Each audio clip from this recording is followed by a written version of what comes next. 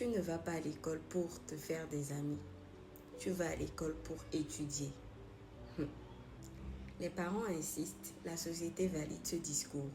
Pourtant, c'est une vision incomplète et parfois même dangereuse. On l'a tous dit au moins une fois.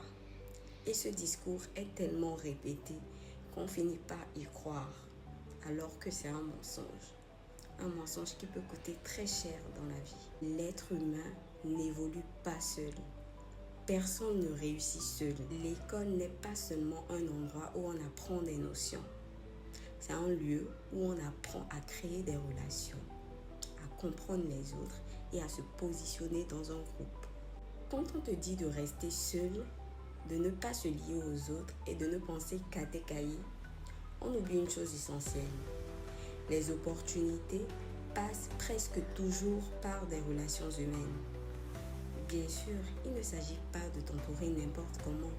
Il faut savoir trier. Choisir des amis de qualité, des personnes qui t'élèvent. Trier ne veut pas dire s'isoler.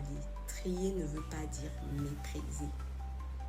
Tu peux avoir un cercle proche et en même temps entretenir des relations courtoises, respectueuses, humaines avec les autres. Parce que dans la vie, tu ne sais jamais qui deviendra un décideur, qui aura une information clé ou qui pensera à toi pour une opportunité.